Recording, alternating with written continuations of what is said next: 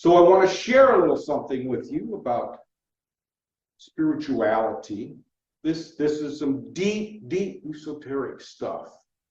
I draw this from Adolf Frank's The Kabbalah, or the religious philosophy of the Jews, or of the Hebrews, I'm sorry. And he tells us that wisdom in action is goodness, which is what is beneficial to all who are selfless. And only to the self-serving is wisdom and evil. The truly wise recognize that wisdom does not always act in the best course for all, but in the best course. Does anybody have any thoughts they might like to share about that, or comments or questions?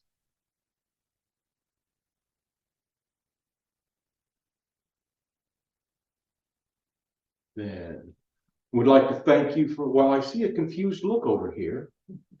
Are you still contemplating? No.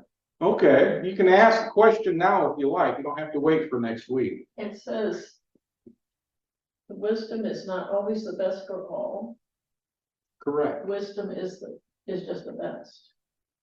Exactly. Best course. Best course. Yeah, thank you. Yeah. Yes. It's not the best course for all. Oh, I don't know what that means.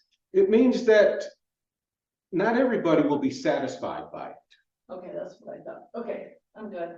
but it's the best course for everybody. And what comes to mind is this saying with King Solomon. I think it was King Solomon. Anyway, in the saying or the story as it goes, keep track of yourself, Philip. As it goes, there was a child, and there were two women fighting over the child. And Solomon said, not a problem. I will split the child in half in order to satisfy both of them. So neither one of them would get the child. That would be the wise thing to do. Split it in half.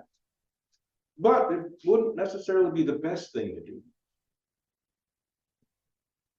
And typically when we encounter these events that we don't like, we want the courts to decide in our favor, not in the other person's favor. However, sometimes the best thing is to tell both of them, you get nothing. Nobody was truly at fault, or whatever. You know, it's just an example. But the idea is that wisdom is not justice. It has no favorites. It serves everybody, despite what you might think about it. That's why he tells us that only to the self-serving is wisdom and evil. It's like justice. Justice is about fair play. And fair play is not necessarily good for everybody, particularly the person who has these high expectations or demands. So does that help? Good. Anybody else have any comments or questions? And I would like to say thank you for allowing me to share this with you.